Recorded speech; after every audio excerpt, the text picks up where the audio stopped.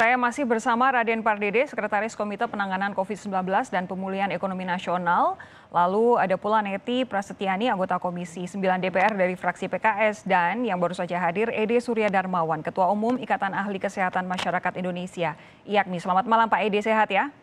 Selamat malam Mbak Sofi, Alhamdulillah sehat. Pak Ede, tadi saya yakin Anda sudah mendengarkan di segmen sebelumnya pernyataan dari Pak Raden, Bu Neti, dan juga tadi ada Pak Haryadi Sukamdhani dari Apindo.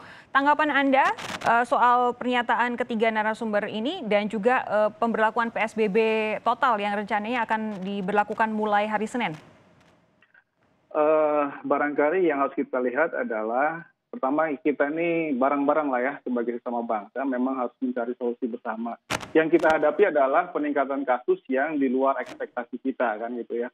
Secara nasional sekarang untuk dapat 10.000 itu kalau dulu misalnya pertama kali kita butuh 3 bulan, sekarang cuma butuh 3 hari gitu kan. Dan DKI Jakarta penyumbang terbesar gitu ya. Tapi sisi lain juga Jakarta itu memang testingnya masih 30% untuk skala nasional. Nah itu artinya memang terjadi peningkatan kasus yang harus kita lakukan respon ya. Bukan kemudian misalnya melakukan apa yang ada. Sehingga apa yang dilakukan oleh Gubernur Jakarta itu salah satu bentuk respon untuk menyelamatkan kemanusiaan. Artinya di sini barangkali catatan bagi kita adalah ada darurat kesehatan masyarakat yang memburuk. Dan sampai sekarang kan kebijakan-kebijakan pusat belum ada yang dicabut sebenarnya. Darurat kesehatan masih berjalan, PSBB masih ada. Bahkan Pak Jokowi keluhkan Kepres tentang sanksi, kemudian beliau juga menghimbau bahwa kesehatan harus diprioritaskan. Nah, ini semua barangkali respon yang dilakukan oleh Gubernur Jakarta.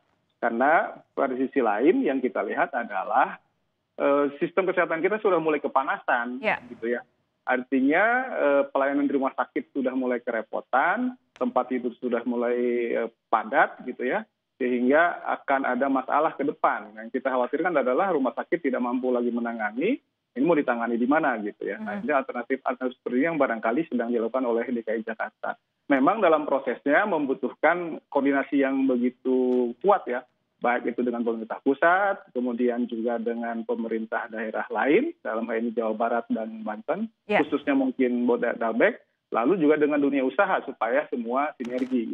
Nah, persoalannya juga barangkali kalau kita lihat pembelajaran ya, ketika sebuah, misalnya kita ambil yang sukses itu adalah bagaimana Hubei ya. Kan Hubei 1,5 bulan melakukan lockdown. Setelah itu pemerintah pusat menguatkan kan gitu ya. Sehingga persoalan selesai yang di Wuhan tuh ya. Nah ini yang barangkali juga kita ingin barangkali ada semacam penegasan. Kalau misalnya DKI mengambil langkah seperti ini, pemerintah pusat supportnya seperti apa? Dengan demikian tidak terjadi semacam naik turun gitu, tapi ada sebuah ketegasan sehingga masyarakat sehat, lalu ekonomi bisa berjalan lagi kan kira-kira seperti itu gitu. Oke, yang dipertanyakan Pak Ede justru support dari pemerintah pusat begitu ya. Tapi gini, mesti kuat gitu. Tapi Pak Ede begini, ini kan rencananya hari Senin mulai ada pemberlakuan PSBB kembali. Kita tahu bahwa alasannya Gubernur Anies memang masuk akal. Data-data tidak bisa berbohong, apalagi soal bed rumah sakit, terutama ICU. Tapi di sisi lain, ada koordinasi yang belum berjalan, entah itu vertikal ke pemerintah pusat maupun horizontal ke daerah penyangga, yang mana sama-sama penting sebenarnya untuk dibahas. Anda yakin dengan kondisi-kondisi seperti ini, PSBB full pada hari Senin mendatang bisa efektif? Nah, untuk efektivitas barangkali yang mesti kita pertanyakan adalah sejauh mana kesiapan Pemda DKI. Misalnya dalam konteks ini kan sebenarnya PSBB itu melarang orang mobilitas antar daerah itu yang utama ya. Yang kalau di dalam ini yang juga mesti diperkuat. Artinya kalau antar daerah bisa aja orang dari Jakarta nggak boleh keluar, orang dari luar Jakarta nggak boleh masuk kan begitu. Dengan demikian tidak ada Jakarta mengekspor kasus, dari luar juga tidak masuk kasus. Konteksnya adalah large scale distancing kan seperti itu. Artinya misalnya Satpol PP-nya sudah siap, kemudian gugus tugas dalam ini polisi dan tentara yang juga dilibatkan juga sudah siap di titik-titik tertentu sebagaimana dulu yang dilakukan pada bulan April kan begitu. Oke. Nah, silakan. Tapi barangkali juga yang memang harus diperkuat tadi seperti Pak Sukamdhani sampaikan, saya setuju itu. Seharusnya memang ada lengkap dengan paket penguatan masyarakat. Nah ini yang barangkali memang harus dikuatkan ya. Ini tidak hanya Jakarta, baik itu masyarakat dalam arti di rumah masing-masing maupun juga masyarakat bisnis. Karena dua-duanya juga masyarakat kan, bedanya hanya yang satu tinggal di rumah, yang satu tinggal di tempat pekerjaan. Supaya tidak ada klaster baik itu klaster rumah maupun klaster di tempat kerja, apakah itu perkantoran atau apapun seperti namanya. Ya. Pak Raden, tadi pernyataan dari Pak Ede cukup keras, harusnya disupport kalau kemudian melihat apa yang terjadi di Hubei. Ya, begini, yang kita sebutkan tadi adalah, halo, Ya, bisa dengar silakan, ya? silakan. Ya, yang kita persoalkan tadi sebetulnya tidak ada masalah dengan PSBB. Ya, kita ada pilihan-pilihan, itu kami sebutkan tadi. Berkoordinasi, karena seperti yang benar yang disebutkan Ibu Neti juga Pak Edi tadi, kita nggak hidup sendiri ini kan, kita berkomunikasi. Kenapa? Kalau kita buat PSBB, terus kan harus ada bansosnya, kita harus siapkan juga itu. Ada persiapan ke sana semua, itu loh. Ya, kita sudah tahu bahwa sampai sekarang pemerintah sudah memberikan bantuan sosial yang sangat besar sekali. Dan itu memang tugas pemerintah. Ya. Tapi kalau keadaan seperti ini kan ada lagi tambahan-tambahan yang kita harus pikirkan. Ya.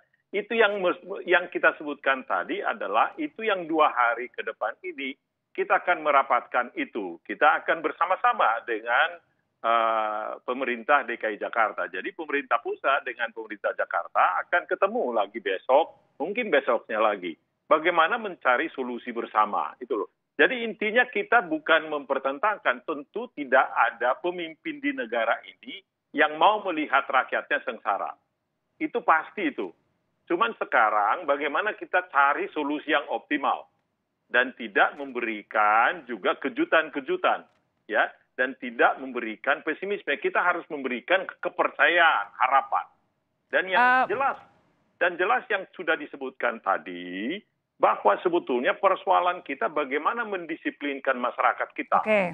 Bagaimana kita tadi, saya sering mendengarkan epidemiologi, saya sudah mungkin sering mendengarkan ini. Musuh kita yang paling besar adalah diri kita sendiri. Kalau kita melindungi diri kita sendiri, kita melindungi saudara kita sendiri, kita melindungi. Tapi kemudian ada new normal, itu kan pemerintah membuka kesempatan untuk warga beraktivitas seluas-luasnya. Dengar dulu. New normal itu dengan there's nothing wrong dengan protokolnya kita salah, itu loh, kita tidak disiplin di situ. Oleh karena itu kali ini yang kita usulkan adalah protokol, tetapi juga dibarengi dengan disiplin. Jadi dalam minggu-minggu ke depan ini tanpa atau tidak PSBB pun kita akan lebih ketat sekarang ini. Jadi Pak Raden sebentar, kemarin saya berbincang dengan beberapa epidemiolog menyatakan bahwa penggunaan masker, jaga jarak, cuci tangan bisa memperlambat, tapi bukan menyetop penularan COVID. Yang bisa menyetop, yang bisa benar-benar rem adalah berkurangnya aktivitas masyarakat.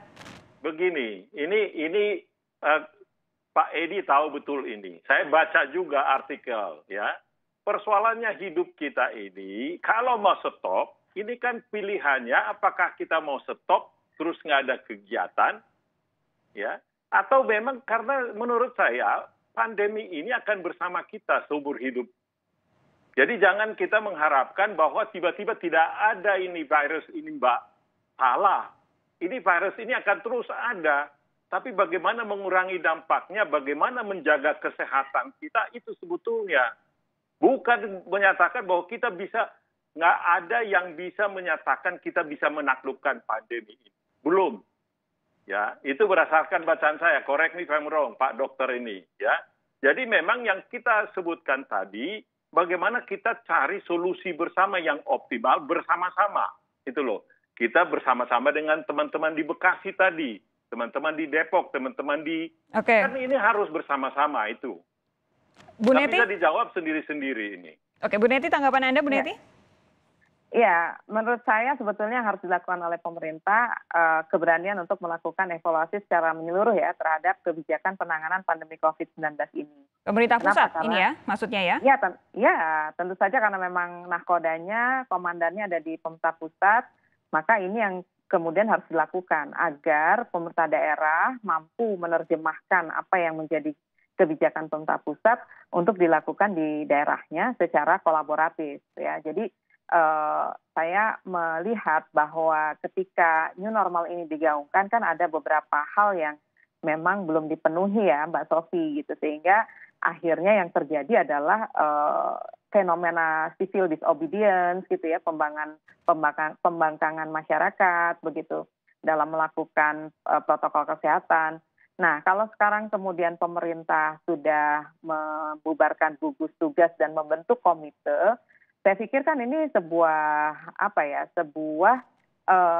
evaluasi ya yang kemudian harus dilakukan gitu. Kalau kemudian gugus tugas dianggap tidak cukup mampu ya mengerem, menurunkan kurva pandemi, maka seharusnya dengan dibentuknya komite yang lebih lengkap, ada satgas di dalamnya, ada 2 satgas, kemudian ada banyak kementerian lembaga yang terlibat ya dalam kepengurusan komite, seharusnya harus lebih efektif, Mbak. Kenapa? Karena bagaimanapun ketika kita bicara tentang pandemi, basisnya ini kan kesehatan. Jadi penyelamatan nyawa manusia, penyelamatan kemanusiaan jauh lebih penting ya, apalagi gugurnya ratusan tenaga kesehatan kita, dokter dan perawat, ini kan menjadi sinyal bahaya ya bagi pembangunan kesehatan kita di masa yang akan datang. Seperti itu. Oke, jadi sebenarnya apa sih masalahnya ketika sama-sama ada di Jakarta, tapi kok tampaknya sulit sekali ada koordinasi antara pemerintah pusat dengan pemerintah provinsi DKI Jakarta, yang kantornya saja sebenarnya bisa jalan kaki. Saya akan tanyakan kepada Pak Raden Pardede sesaat lagi, jangan kemana-mana.